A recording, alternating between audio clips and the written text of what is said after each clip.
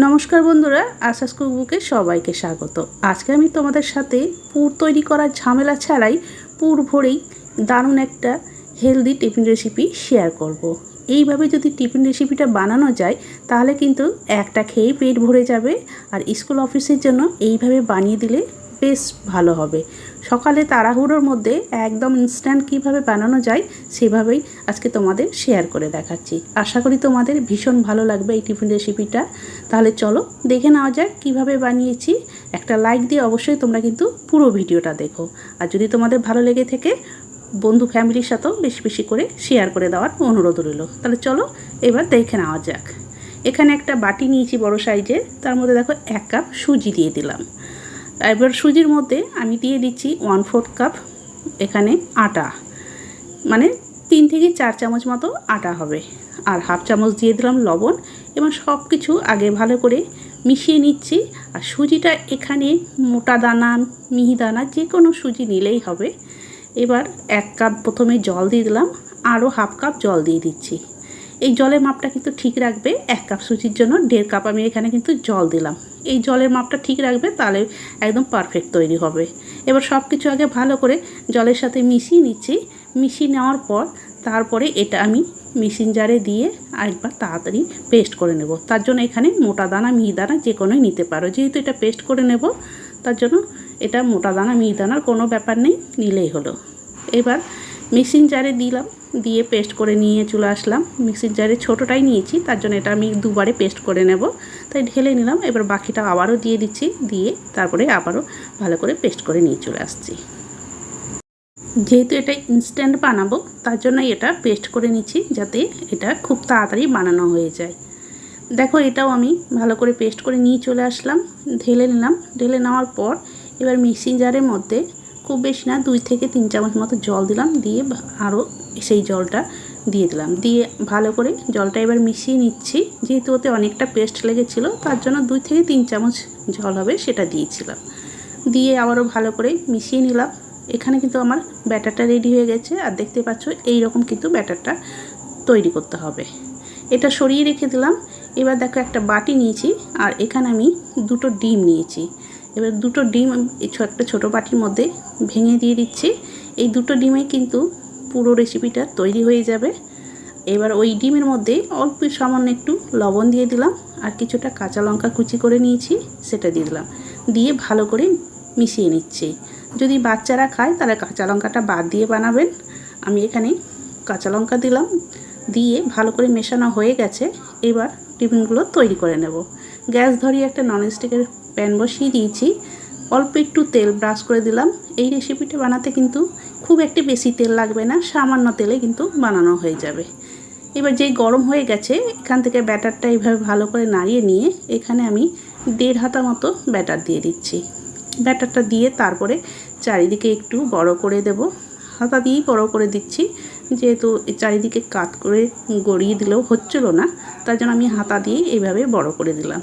দিয়ে এটা কিন্তু লো হিটেই পুরো এইভাবে তৈরি করে নিতে হবে, তাই লো হিটে রেখেই এটা তৈরি করে নিচ্ছি। দেখো আস্তে আস্তে কিন্তু ওপরটা শুকনো হয়ে আসছে। একদম যখন পুরোটা দেখো ওপরটা শুকনো হয়ে গেছে, এইবার ডিমের ব্যাটারটা থেকে চামচে করে অল্প করে নিয়ে এইভাবে দিয়ে দিচ্ছি। দিয়ে চারিদিকে এইভাবে পুরো ব্যাটারটা লাগিয়ে দিতে হবে। আর এটা কিন্তু অবশ্যই পুরোটাই লো হিটে করতে হবে, তাড়াহুড়ো করলে হবে না, পুরোটাই কিন্তু লো হিটেই বানাতে হবে। এইবার উল্টে দিচ্ছি, দেখো উল্টে দিয়ে এইবার আরও একটু এবার সাইডে তেল দিয়ে দিলাম। খুবই সামান্য তেল দিয়েছি, তেলটা না দিলেও দিতে পারো, না দিলেও কিন্তু হবে। এবার কিছুটা আলু, মানে 2টো বড় সাইজের আলু নিয়েছিলাম, আগে সেদ্ধ করে রেখেছিলাম, সেদ্ধ করে ম্যাশ করে নিয়েছি। আলু সেদ্ধটা দিয়ে এবার ওপরে একটু লবণ দিয়ে দিলাম, আর একটু পেঁয়াজ কুচি দেখো দিয়ে দিলাম। পেঁয়াজ কুচি দেওয়ার পর এইবার একটু সামান্য গোলমরিচের গুঁড়ো দিয়ে দিচ্ছি। তারপরে লেবুর রস কয়েক ফোঁটা দিয়ে দিলাম। দিয়ে এবার এটা পাটিসাপটা যেমন ভাজে সেরকমভাবে এটা এইভাবে ভাজ করে নিচ্ছি। এটা ইনস্ট্যান্ট বানিয়ে দেখাচ্ছি, তার জন্য পুরো আলাদা করে তৈরি করতে হবে না, শুধু আলু সেদ্ধ করে নিয়ে এইভাবে বানিয়ে নিতে পারো। একদম ঝটপট তৈরি হয়ে গেল। আর তেল দিলাম না, তেল ছাড়াই এবার তৈরি করে দেখাচ্ছি। এটা একটু অন্যভাবে দেখাবো বন্ধুরা, তোমরা দেখতে থাকো এটা আমি কীভাবে বানাচ্ছি। যাতে ঝটপট হয়ে যায় সেই জন্যই আমি এইভাবে বানাচ্ছি। সকালে ঘুম থেকে উঠতে দেরি হয়ে গেলেও এইভাবে বানিয়ে নিতে পারো।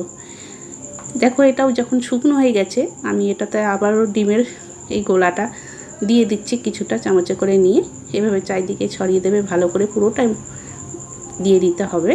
তারপরে এটা উল্টে দেব,